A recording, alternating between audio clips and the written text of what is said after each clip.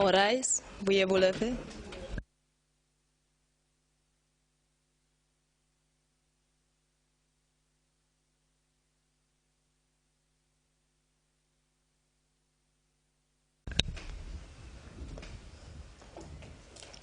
The International Criminal Tribunal for the former Yugoslavia is now in session. L'audience du Tribunal Pénal International pour l'ex-Yougoslavie est ouverte. Please be seated.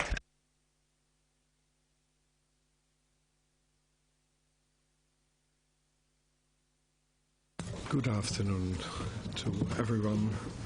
Madam Registrar, would you please call the case? Good afternoon, Your Honours. Good afternoon, everyone in and around the courtroom. This is case ITO 369T, the prosecutor versus Jovica Stanišić and Branko Simatović. Thank you, Madam Registrar.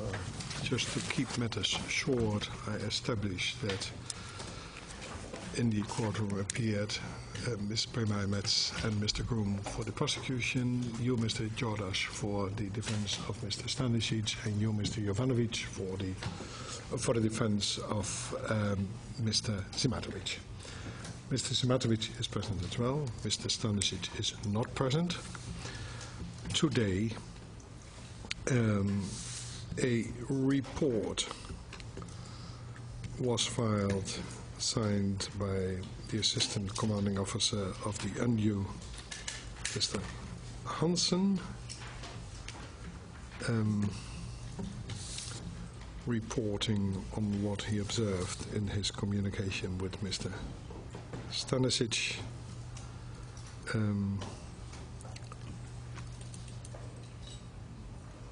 Most important parts that Mr. Stanišić indicated that he feels too unwell to attend court in person, that he was not willing to waive his right to attend court in person, and that he did not express a wish to use the video conference link which is available to him. Then we have a document, absence from court due to illness, which was signed by Mr. Stanišić, in which he expresses that he is unable to attend court proceedings due to illness, that he has discussed the matter with his counsel, and he did not fill in the box that he understands that he has a right to be present at all trial proceedings, and that he, however, waives that right. He has not ticked that box. Further, we have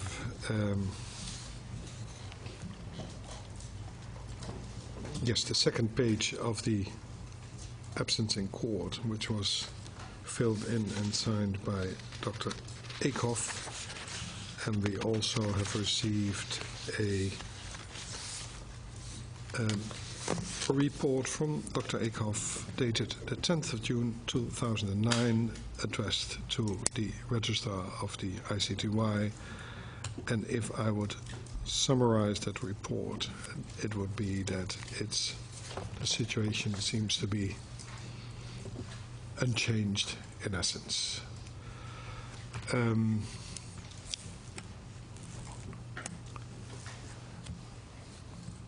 Once we had received this report, the Chamber staff has inquired with the parties whether there would be any questions to be put to Dr. Eekhoff. The parties expressed that they would have no questions for Dr. Eekhoff, and therefore the Chamber thought that it was not necessary, having no questions itself, that Dr. Eekhoff should be on standby. Any comments in relation to this? Not Mr. Groom, not by the Stanišić defense, and not by you, Mr.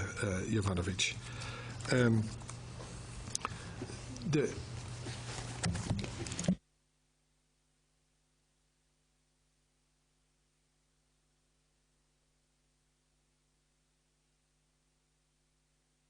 The Chamber decides that it will proceed in the absence of Mr. Stanišić for the same reasons as were applicable yesterday, in which the parties will receive in writing the situation being unchanged. The decision is the same as well. Whereas yesterday the decision of the Chamber may have come more or less as a surprise to Mr. Stanišić, in which case we granted him 15 minutes to see whether he still wanted to join the video link. Today it's different. Mr. Stanišić could expect a similar decision of the Chamber, and where he expressed already that he would not want to use the video link facilities, there's no reason to adjourn again and to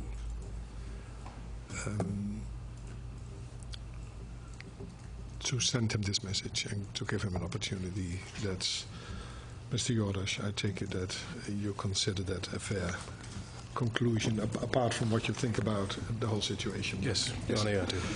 Then we will proceed. Mr. Grum. Your Honor, before I turn the mic over to Ms. Premier Metz, I wanted to say that the technical problem has been resolved, so we will be playing the videos and the sound. I would like to express my gratitude to Dragan Randelovic, who remained late last evening to correct the problem with the equipment.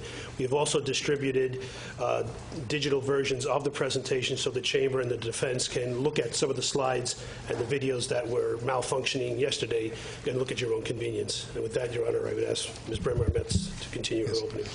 Have the booth been provided with hard copies of any spoken word in any of the videos? They were provided with the slides, so the transcript of the spoken word is on the slide. They have the hard copy of that, they'll have e-court, and they have the full text of our presentation. May I take it that often there is an English translation of the word spoken on the slide or on the video? That's correct, Your Honor. Yes. Now, it is the task of our interpreters to translate for us what is said in the original language and not to repeat what someone else may have translated, unless these are CLSS translations which meet the standards of this tribunal. Your Honor, the videos have the original speaker speaking in BCS, so I'm assuming that that won't be translated. That will go out as it is. And for the English channel, the translation of that is there for the translator to see. So I don't believe there's any... But who made those translations? Some are CLSS and some are draft translations of that text. Yes, because we work on the basis of CLSS interpretation and translations. Now, I take it that the interpreters would have no problems with the work of their colleagues having provided translations, because the same standard of quality applies. If, however, there are any draft translations, then I think it's appropriate that our interpreters would have the original language before them. And I think yesterday I specifically asked for hard copies of any transcript to be available, so that, as I said yesterday, the interpreters, that one has an opportunity to verify whether the words spoken are the same as the words written down, the transcript of the originally spoken words, and that the other interpreter can then translate from that transcript. I would not have some hesitation to ask them to do anything else than what they're supposed to do. That is to translate the originally spoken words, or to interpret them for us, so that we have them originally spoken on the video and audio, and that we have verified translation in English and verified translation in French on the record. I think I invited you yesterday to provide hard copies of, isn't it? Yes, you did, Your Honor. Well, then I have some difficulties in understanding why Well, what was valid yesterday is not valid today anymore. I apologize. My focus was on trying to resolve a pretty significant technical problem. Your Honor, there is one clip of Mr. Sešel where there is the translation on the clip. Perhaps I could check before it's played whether it may be one of the CLS translations.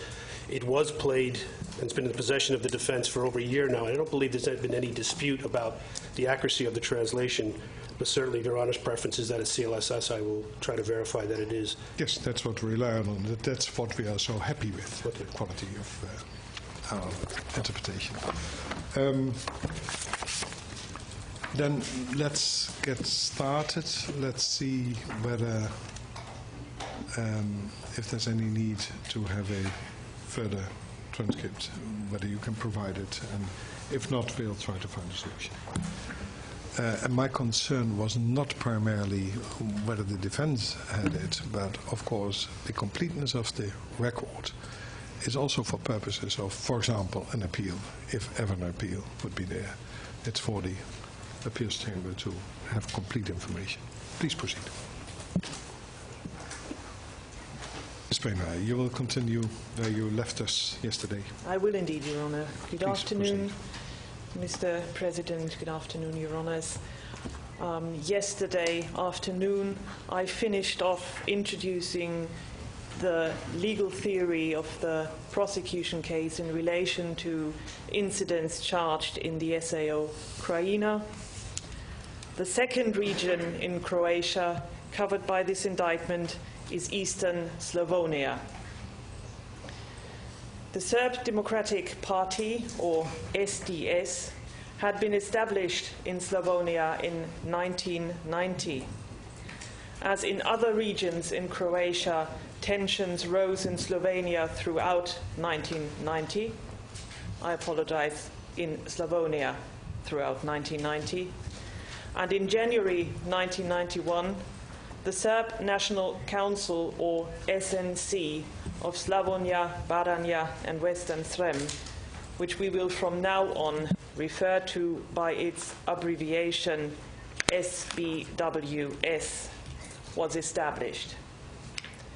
The SNC proclaimed the Serbs in Croatia to be a sovereign people with the right to autonomy in February 1991.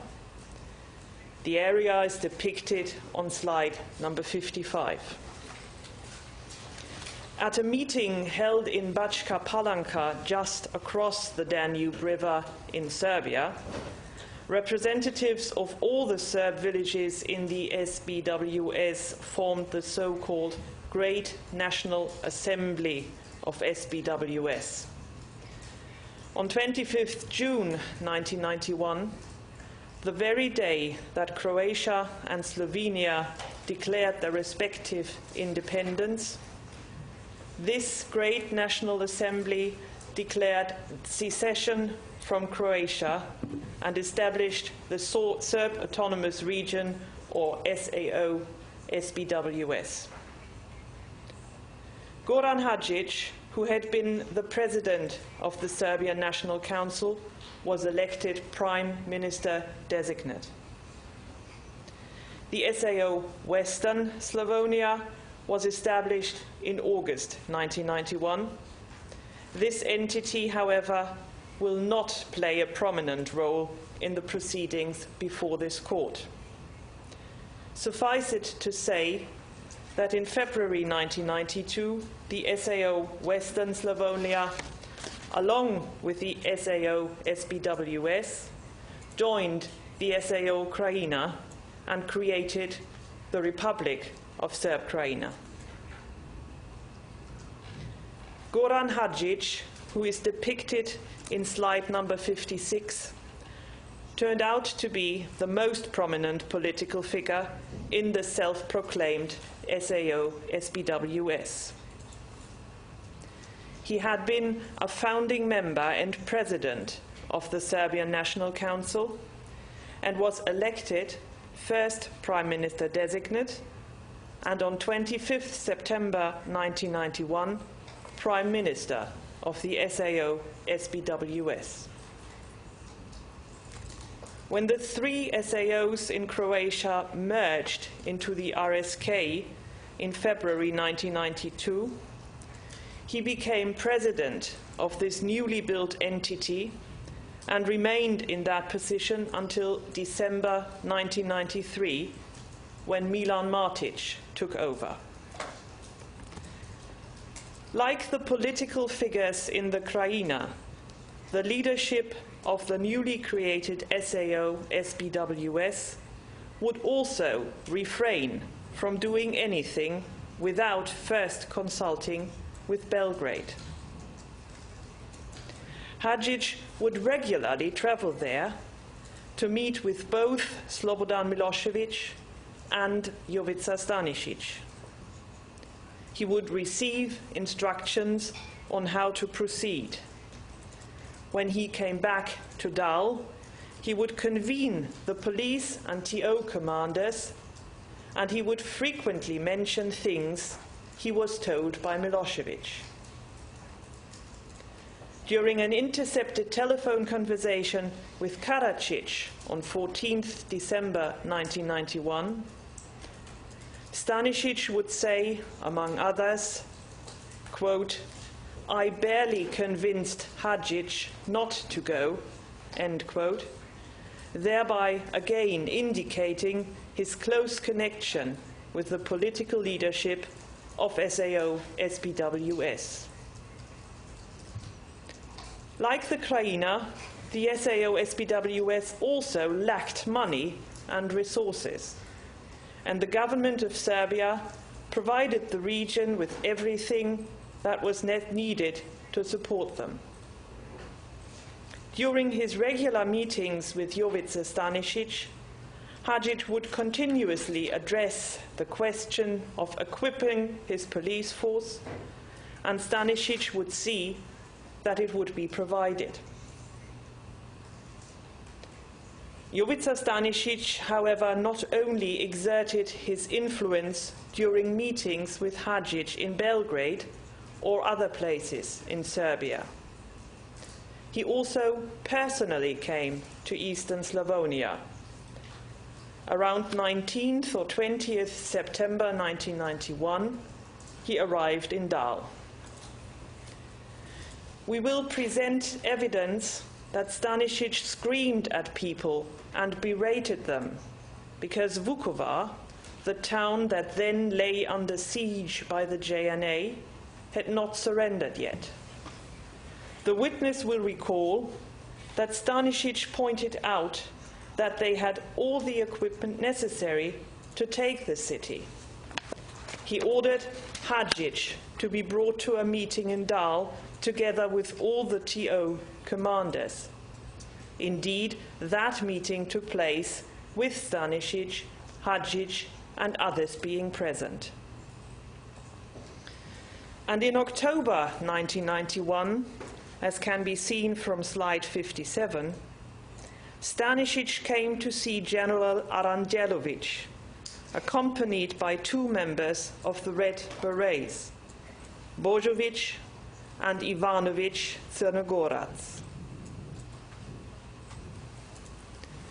The person to organize all this was Radovan Stojičić, also known as Bađa, a member of the Serbian MUP who later became the Deputy Minister of Interior of the Republic of Serbia. Slide number 58 summarizes what we know about him. Stojičić had been the head of the Anti-Terrorist Unit, or SAJ, in the MUP Serbia since the late 1980s. He came to SAO SBWS by the end of September 1991, after Jovica Stanišić had come to Dal and complained about Vukovar. We will invite you to draw the inference that although, according to the organization structure of the Serbian Ministry of Internal Affairs, Stanišić was not Stanisić's subordinate. He was sent by Stanišić in order to ensure that the local police forces would function according to the wishes of the leadership and in order to assist the furtherance of the JCE's common plan, which included the fall of Vukovar. Consequently, Stanišić, a member of the Ministry of Internal Affairs of Serbia, was appointed the commander of the SAO-SBWS TO in early autumn 1991. Here, on slide 59, we have some photos taken at Stanišić's funeral. We can see Milosevic and Arkan standing close to each other, paying their respects. And the right frame of the slide shows Jovica Stanišić also present during the same occasion. Another member of the Serbian MUP who came to be of importance in the SAO-SBWS was Radoslav Kostić, also known as Kola or Ante. Kostić had been an agent for the DB from early 1991 onwards. On slide number 60, you see another excerpt from the video taken at Kula in 1997, at the training center that was named after Radoslav Kostić.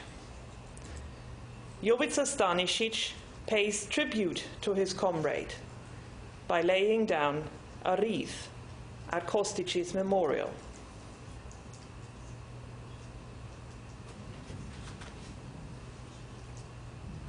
The Serbian DB had been involved in transporting weapons from the JNA barracks at Bubani Potok, south of Belgrade, to Borovo Selo as early as April 1991. Kostić would oversee the transport of weapons. We will present evidence that huge quantities were arriving from Serbia in the region in June 1991. The weapons belonged to the JNA, and the deliveries were organized by the Novi Sad DB with Kostić in charge. Kostić was also involved in forming the SAO-SBWS militia and oversaw their equipment with weapons through the Novi Sad DB. In September 1991, he accompanied Jovica Stanišić to Dal. Slide 61 shows the amount of financial support that came from Serbia. It deserves to be noted that it was acknowledged that all this did not have any legal foundations, and that one planned to continue to provide assistance nevertheless. Another intermediary between the political leadership in SAO-SBWS and Belgrade was perhaps the most notorious paramilitary leader during the whole war, Jelko Ražnjatović, or Arkan.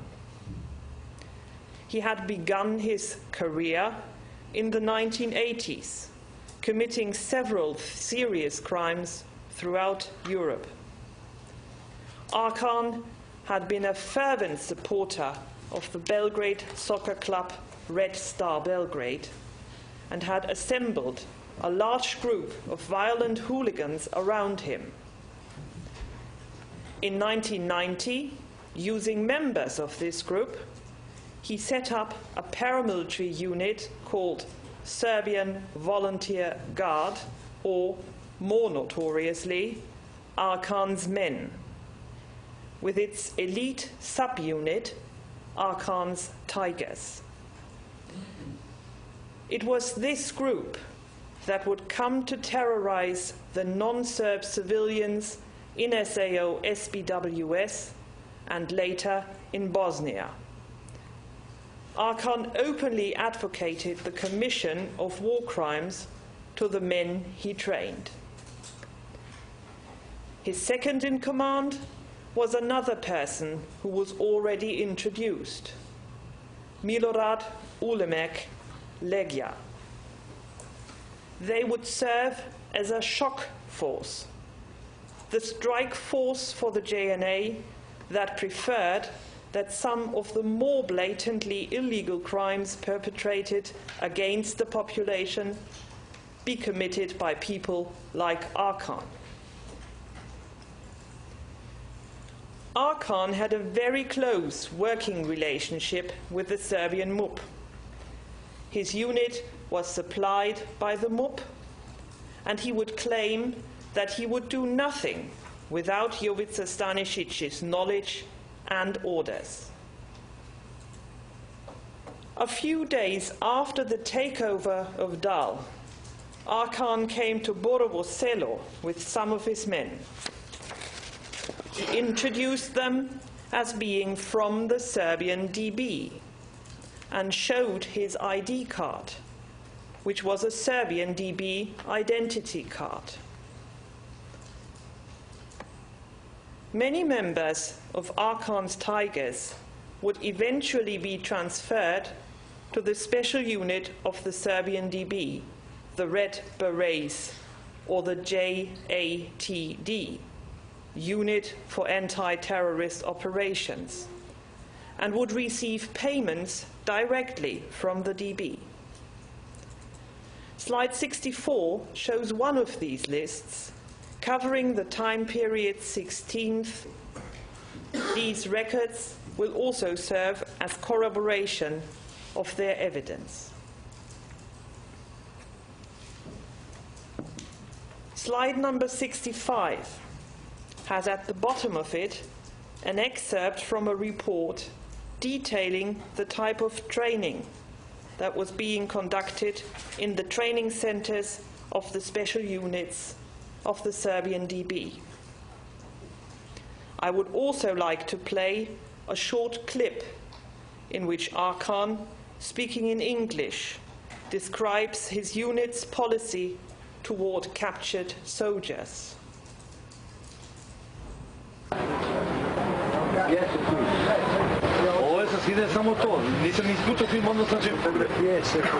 We don't take any more prisoners.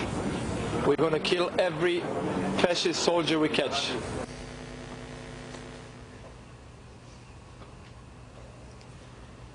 There are other military reports, such as the one in slide number 66, that the prosecution will tender, that show the notoriety of Arkan for brutality and criminal conduct that was not only known by the non-Serbs who fled in terror at the sound of his name, but also the JNA, Serb politicians, and most importantly for the purposes of this case, to Jovica Stanišić and Franko Simatović. In all, the SAO-SBWS was never an independent entity. You will hear evidence that Slobodan Milošević controlled Hadžić through Arkan and Stanišić, and Jovica Stanišić was the link between them and Belgrade. Since late 1990, many former members of the militia, that is the police forces, had left their office and had established their own militia groups, which operated independently and without any legal basis. In July 1991, Goran Hadžić, along with Radoslav Kostic, tried to organize them. Kostic would remain the contact person for the militia and supply them with what was needed. In the course of time, however, it became evident that Arkan had become so powerful in Erdut and Dal that those men in the militia who did not take side with him would endanger their lives. There were many who rather joined Arkan in the crimes that were later committed in the area.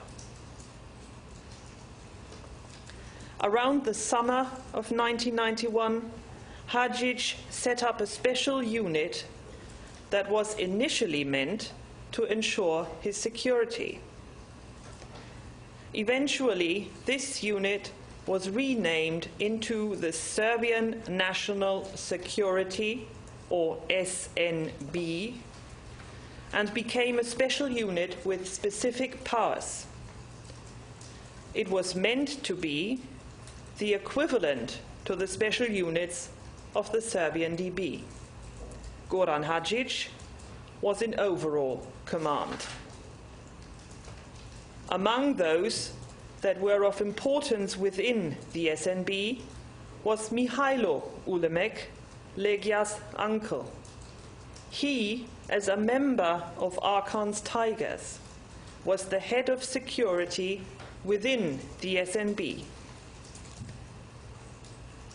The SNB, however, did not only serve as security guards for the government.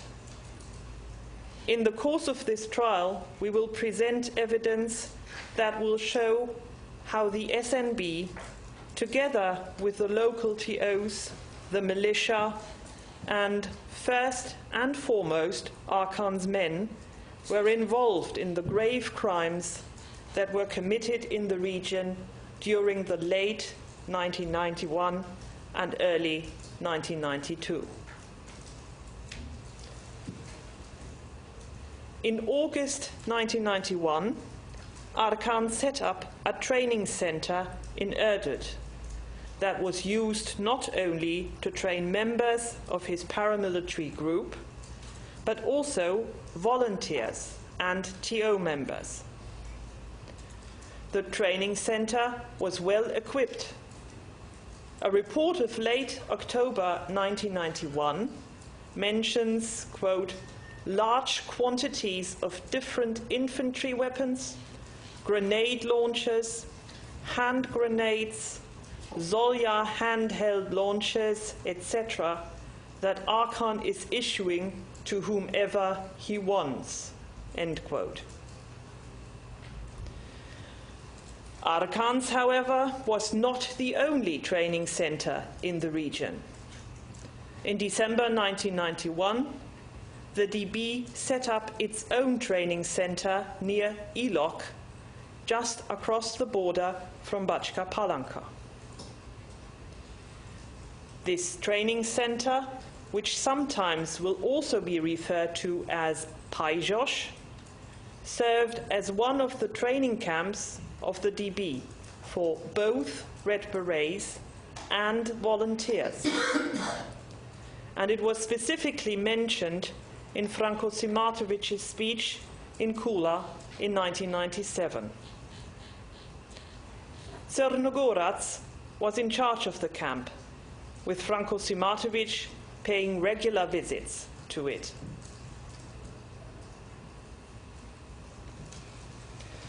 The prosecution alleges Jovica Stanišić and Franco Simatović to be ultimately responsible for 7 incidents in Erdut and Dal between September 1991 and July 1992.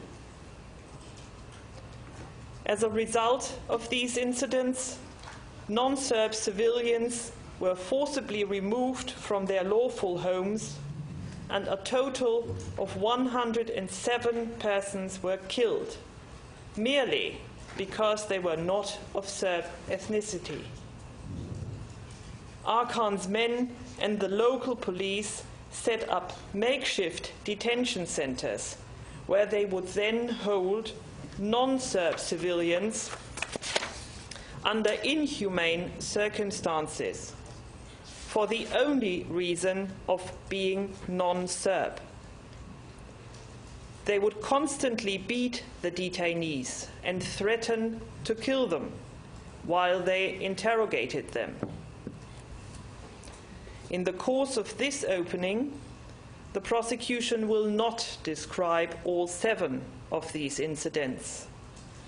2 of them may serve as examples as to how the events in SAO SPWS took place.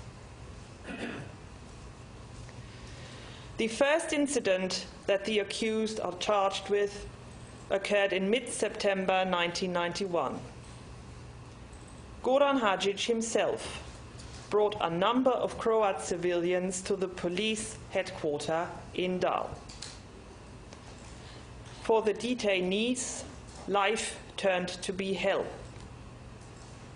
Every night, and also during the days, some of them were taken out of the cells and beaten severely.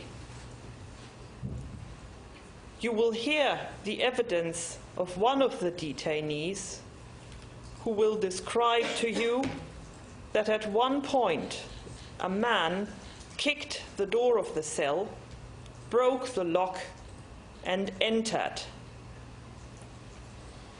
He told the detainees, "I want you to know I am Arkan," and looked on while the 3 men accompanying him started beating the prisoners with iron chairs. Around the 23rd of September 1991, Hadžić and Arkan came back to the detention center in Dal. Arkan was accompanied by some 20 of his Serbian volunteer guard. They selected 2 of the detained civilians and let them go. The remaining 11 detainees were then taken out of detention and killed by Arkan and his men. Immediately afterwards, the commander of Dal police station, a Serb, reported the incident to the ministry. His report is shown on slide number 68. He was removed from his post on 1st October 1991.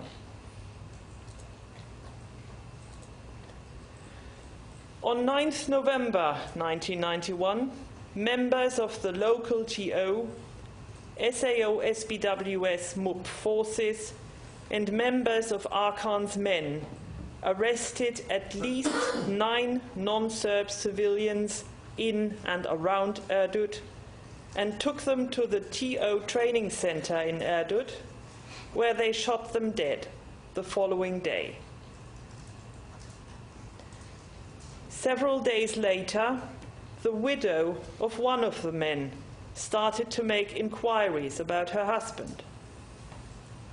Mihailo Ulemek intervened and ordered the execution of the rest of the family, whereupon members of the SNB and of Arkan's men arrested and killed the widow, her son, and his wife.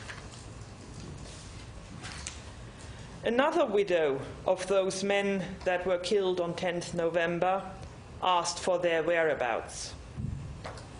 On 3rd June 1992, she was arrested by members of the SNB. They took her to Erdut, killed her, and threw the body in an abandoned well in Dal Planina.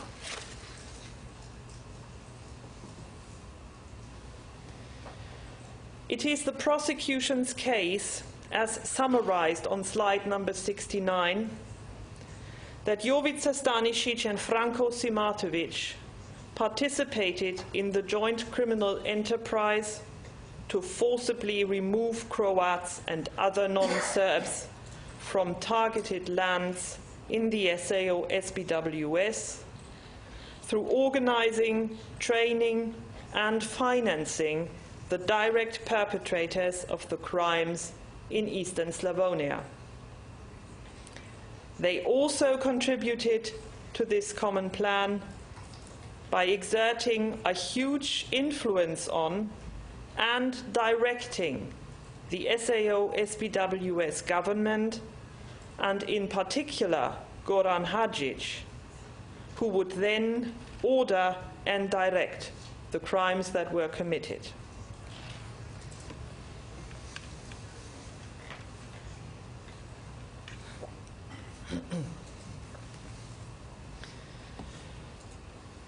As we have seen, the storm that was intended to sweep away anything non-Serb began in the south of Croatia, the Krajina.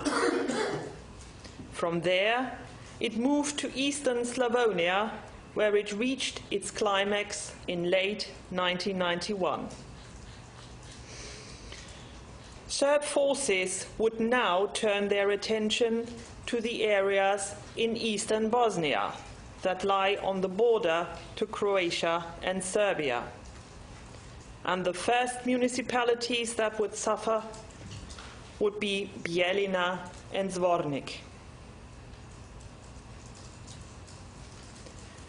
In order to understand how the joint criminal enterprise applied its program in Bosnia, the Chamber has to recognize why Bosnia was unique among the 6 former republics of Yugoslavia, why it presented fundamentally different challenges to the implementation of the joint criminal enterprise's objectives, and why Bosnia tragically suffered some of the gravest crimes committed during the war.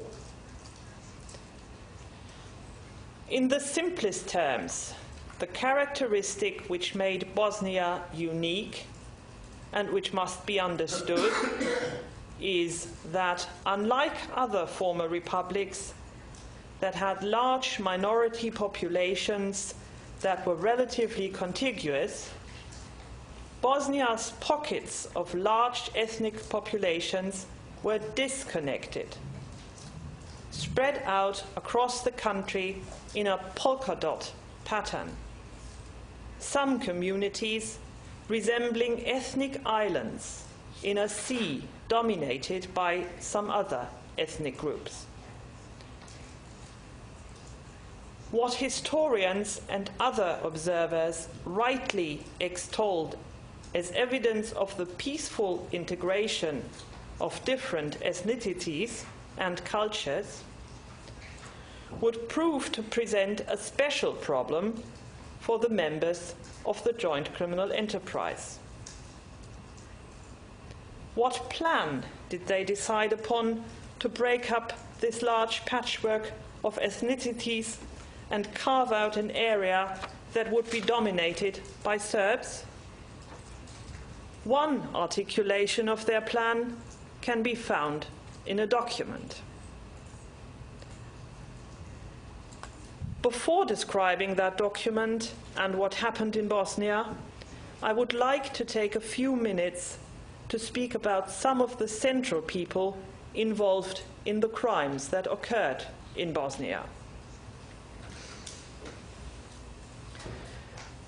Radovan Karadzic was the first president of the Bosnian Serb government, which would eventually be called the Republika Srpska.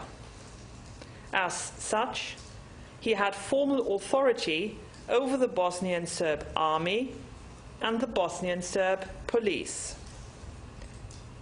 He has been indicted by this tribunal and is currently awaiting trial. He made his intentions clear in a speech given on 15th October 1991, which is before you in slide number 71. Ovo je put na koji vi hoćete da izvedete Bosnu I Hercegovinu. This is the road that you want Bosnia and Herzegovina to take, the same highway of hell and suffering that Slovenia and Croatia went through. Don't think you won't take Bosnia and Herzegovina to hell and Muslim people to possible extinction, because Muslim people will not be able to defend itself if it comes to war here. The prosecution will establish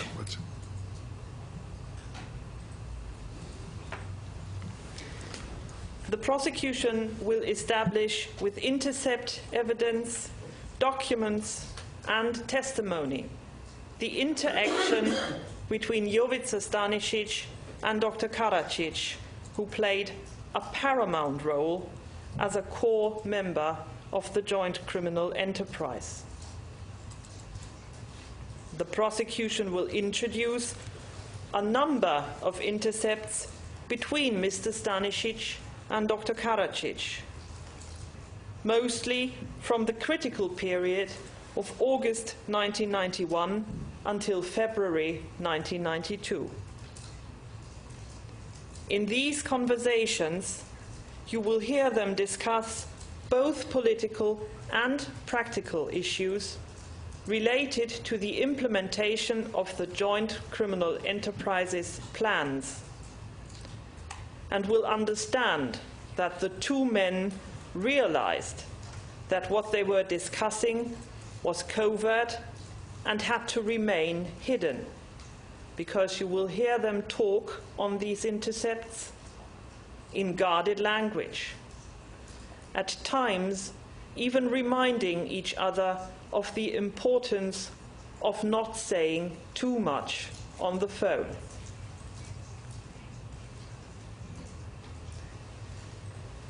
In an intercept of 14th December 1991, Jovica Stanišić tells Radovan Karadzic that he will send his men over into Bosnia to deal with specific problems. Stanišić also refers to, quote, his boys, end quote, whom he says he has sent in previously.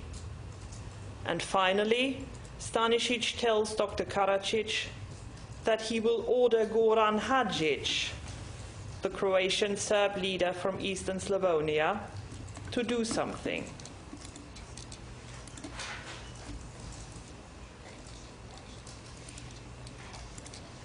Momčilo Krajšnik, shown here with Biljana Plavšić on slide number 72, was a member of the Bosnian Serb leadership during the war.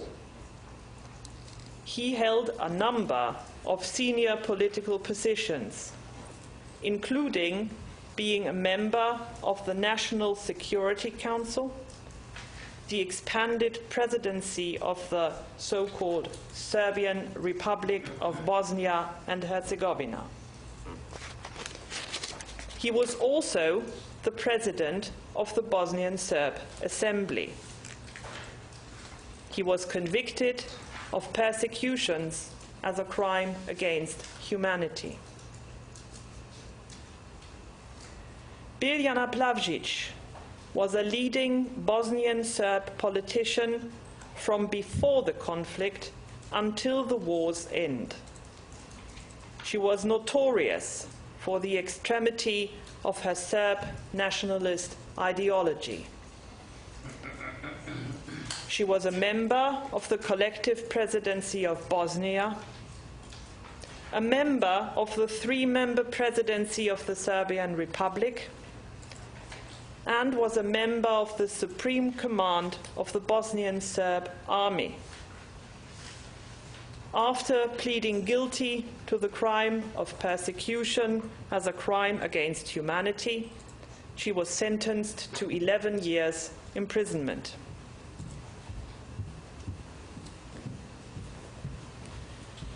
Ratko Mladić.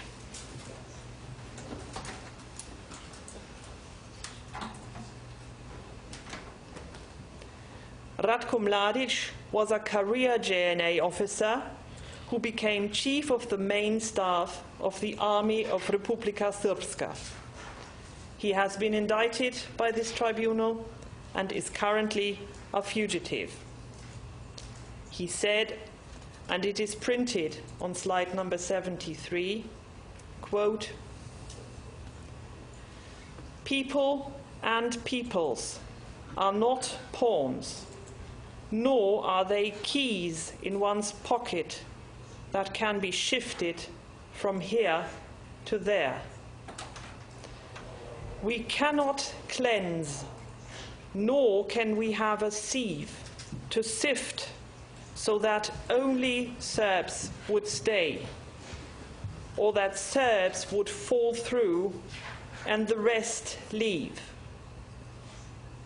I do not know how Mr. Krajčík and Mr. Karadzic would explain this to the world.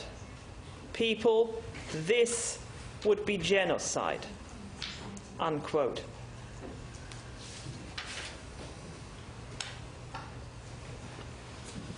A document that articulates the objective of Bosnian Serbs was officially introduced at the 16th session of the Assembly of the so-called Serb Republic of Bosnia-Herzegovina on 12 May 1992. It lays out 6 strategic objectives for the Bosnian Serb people. In Mr. Simatovic's speech in Kula, he tied the activities of the special units of the Serbian DB to those 6 objectives. The first objective, shown here on slide number 74, is the separation of the Serbian people from the other 2 national communities. 2, establishment of a corridor between Semberia and the Krajina. Mr. Simatovic's remark at Kula that his units were involved in, quote, the corridor at Britsko, end quote, is a reference to the second strategic objective, to connect lands the Serbs targeted in the western and eastern parts of Bosnia. 3, shown here on slide number 76,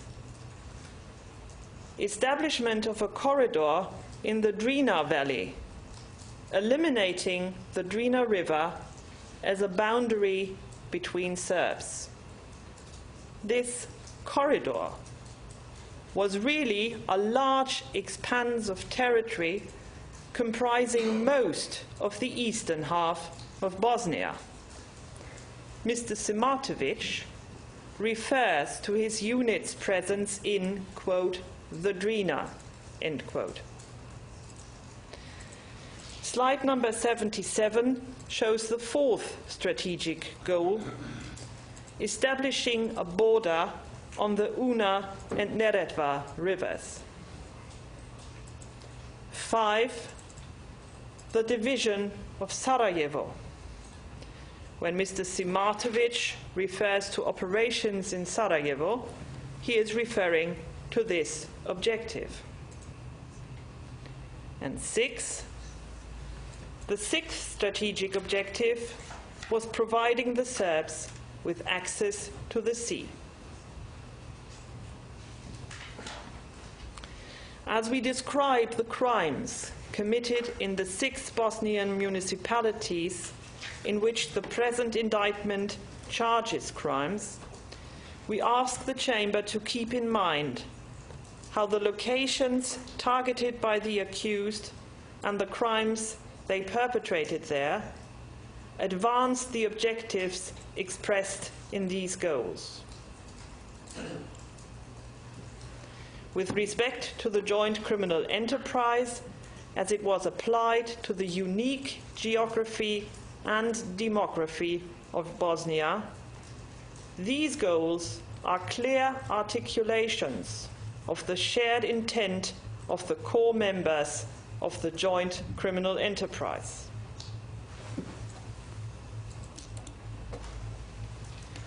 In December 1991, a document with the title, quote, Instructions for the Organization and Activity of the Organs of the Serbian People in Bosnia and Herzegovina in Extraordinary Circumstances, end quote, was promulgated among high-level representatives of the Serbian Democratic Party, the SDS, of Bosnia and Herzegovina.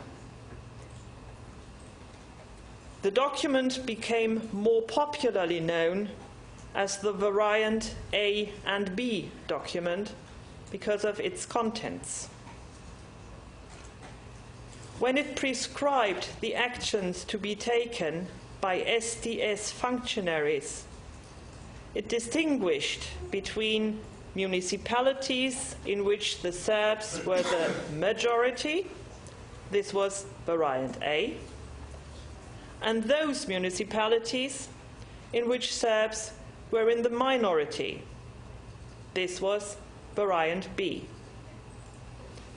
In essence, the document contained precise instructions regarding how local Serbs were to convene and declare a local assembly of Serbian people in the municipality, which would then take upon itself the authority to take over the functions of the existing government, including the function of the existing police and security structures.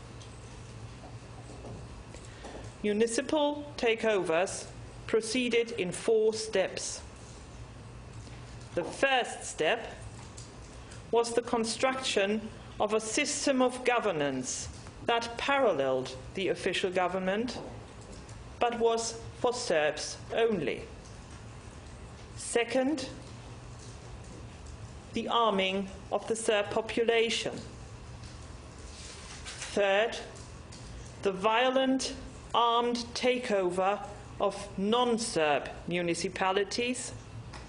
And fourth, the ethnic cleansing, whether through murder or expulsion of the non-Serb population.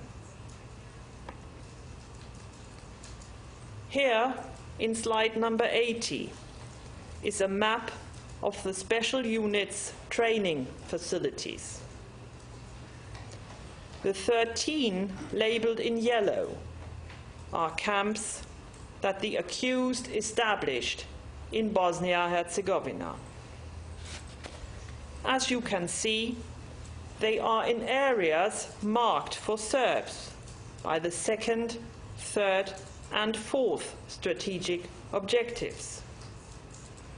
Eastern Bosnia along the Drina, northern Bosnia, the land bridge between Semberia and the Krajina, and southern Bosnia along the Una and Neretva rivers.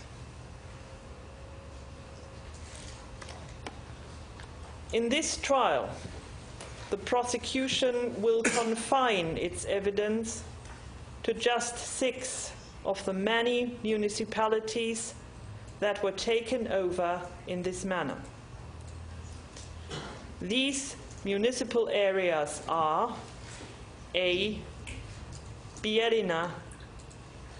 In northwestern Bosnia, our evidence will be confined to the forcible transfer of people from that municipality. B. Zvornik. The label for Zvornik is in the right-hand column, number 6, from both the bottom and the top. C. Bosanski Shamac. The label for Bosanski Shamac is in the top row, far right. D.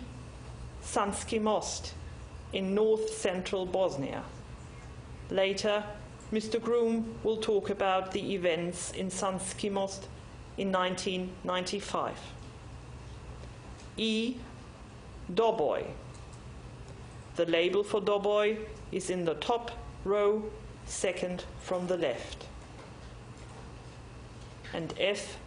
Trnovo near Sarajevo. The special units were not involved in the takeover of this area. But in June and July of 1995, in the aftermath of Srebrenica, one of the state security special units, the Scorpions, participated in the execution that followed the fall of Srebrenica by summarily executing 6 Muslim males. The special units of the Serbian DB directly participated in the takeover of each of the other 5 municipal areas. After the violent takeover of these towns, non-Serbs, predominantly Muslims, were forcibly removed from their homes and their land through the commission of the crimes of murder and persecution, perpetrated with the intent to secure the area for Serbs. Many who were not killed were forced at gunpoint to sign over the property rights to their lands and then placed on a bus to take them out of the area. Others were subjected to unrelenting harassment and persecutory acts which took the form of arbitrary arrests, illegal detention in appalling conditions, beatings, curfews, and frequent aggressively conducted searches of the homes of non-Serbs. Creating an ethnically pure Serb municipality in a peaceful, multi-ethnic community is hard to imagine in any case.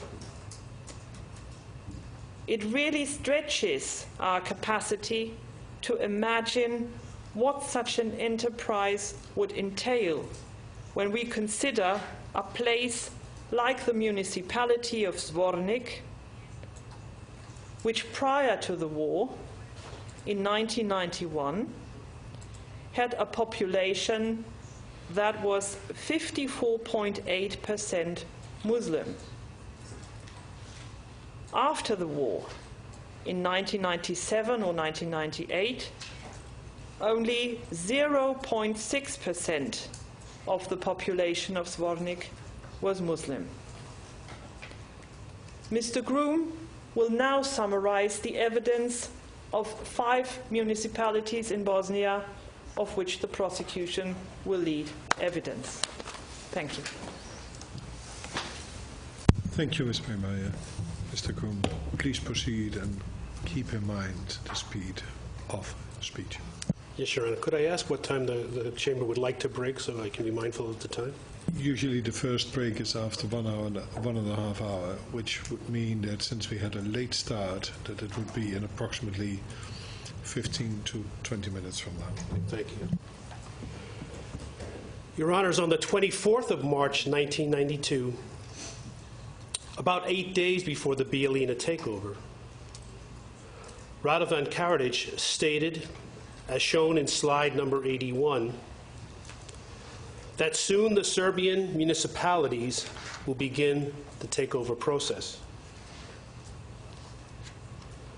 The takeover of Bijeljina and Zvornik was a well-planned and well-executed. Mr. Jovanovic. Your Honors, I apologize for interrupting my learned friend from the prosecution, but also with the previous speaker, we were told that those were Bosnian municipalities and Bijeljina was the first one to be listed, but in the third amended indictment, Bijeljina does not exist anymore. It has been excluded. So based on the third amended indictment, the Bosnian municipalities within the crime base are Bosnian Šamac, Dobaj, Sanski Most, Trnovo, and Zvornik. I don't think that we need to hear about the events in Bijeljina. Mr. Groom, Mr. Jovanovic expresses his concerns as to whether in this opening statement you go beyond what is in the indictment. Your Honor, as Ms. Bremer-Armetz stated, the prosecution is still, there are still counts in the indictment related to the forcible transfer of Muslims from Bijeljina. While it is true that in the third amended indictment the prosecution did drop some of the individual counts of murder, it never dropped the forcible transfer. And it has always been the position of the prosecution that the events of Bijeljina and Zvornik are so inextricably intertwined that the evidence which is led in Bijeljina is absolutely necessary to an understanding of what occurred in Zvornik. Mr. Jovanovic, is there any dispute about the forcible transfer still being charged in relation to Bijeljina?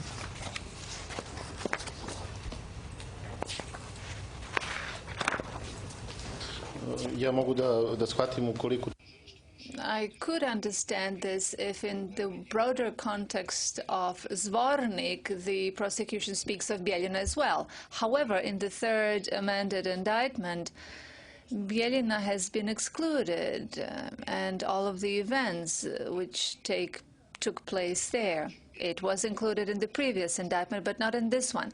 So the events in Bijeljina have been completely dropped. Your Honor, if it might assist, Mr. Jovanovic refers to paragraphs 64 and 65 of the third amended indictment. Toward the bottom of both of those paragraphs, it will be clear that with respect to counts 4 and 5, deportation and inhumane acts, forcible transfers, that indeed Bijeljina is still very much a part of the prosecution indictment. I'll check it meanwhile. Please proceed.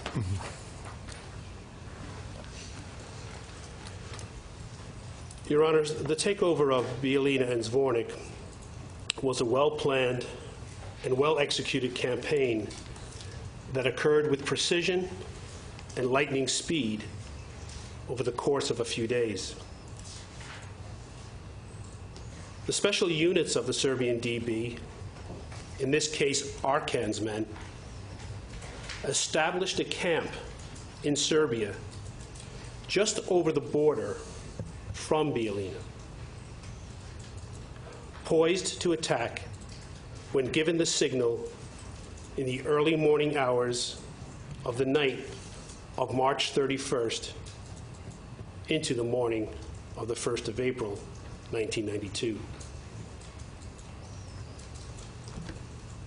Both Bijeljina and Zvornik fell within the first and most important goal, the separation of the ethnic populations, as well as within the second and third strategic goals, the establishment of a corridor to areas targeted by Serbs that lie in central and western Bosnia, and the establishment of a Serb corridor in the Drina River Valley.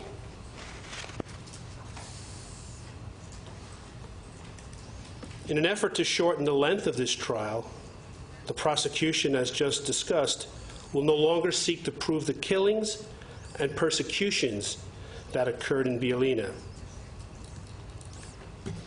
And while we will only prove the crimes against humanity of deportation and forcible transfer with respect to Bijeljina, a basic understanding of what happened there is essential in order for the Chamber to understand who Arkan was and what Mr. Simatović and Mr. Stanišić knew about him.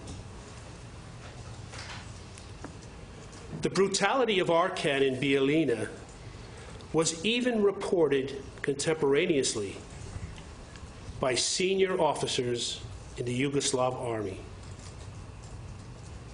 one of whom saw the awesome potential for unimaginable inter-ethnic crimes, as recorded here on slide number 83. In this contemporaneous report, a major general in the Yugoslav army complains that movements of his own armored units were restricted by Arkan and his men. Arkan and his 50 men could hold up a JNA armored column because Arkan was a core member of the group of people who were behind these crimes.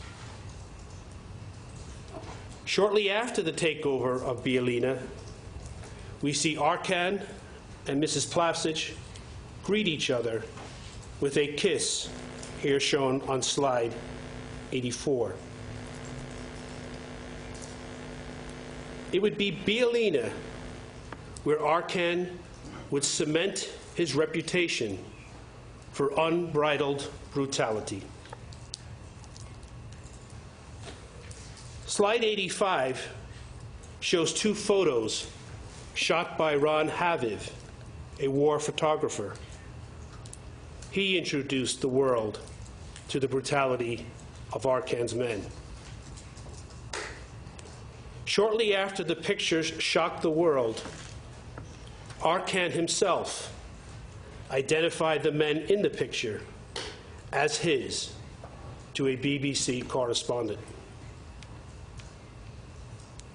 As a result of the efforts of the joint criminal enterprise and relevant to the indictment now before the chamber, many of the non-Serbs of Bijeljina were forced out or fled in terror.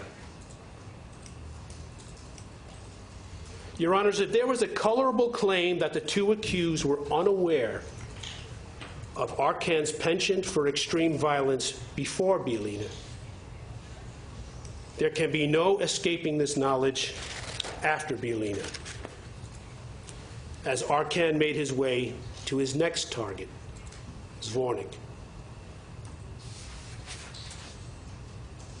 Zvornik is one of the towns that lie on the eastern border of Bosnia, separated from Serbia by the Drina River. Several bridges in the town connected it to Mali Zvornik, its sister town in Serbia. You will hear witnesses describe how in the weeks before the takeover of the town, JNA artillery positions were established in Mali Zvornik with guns pointing towards Bosnia. The takeovers of Bijeljina and Zvornik were the product of one well-planned operation. The prosecution will introduce the transcript of an intercepted telephone conversation shown here in slide 88, in which Plavšić speaks with Arkan's deputy and asks about how things went in Zvornik, and asks him to pass on her request for Arkan to come to another municipality. A group of responsible local Serb and Muslim leaders from Zvornik tried tenaciously to keep the peace in Zvornik. During a meeting in which they had reached agreements that would have hopefully prevented violence, Arkan burst into the room, slapped the Serb representative, accusing them of giving away Serb lands. This is referred to on slide number 89. Arkan turned to the Muslim negotiator and gave him an ultimatum. It is in red at the bottom of the slide. Izzet Meninagić would recount these events in a desperate telegram to the Yugoslav People's Army, which is the text above the ultimatum on this slide. On the evening of the 8th of April, the takeover was underway. The adult men were separated and at least 20 civilians murdered. Following the takeover, the surviving Muslims of Zvornik were subjected to a reign of terror. Reports like this one on slide number 90 and others we have seen show Arcan's effectiveness at achieving the Joint Criminal Enterprise's goals.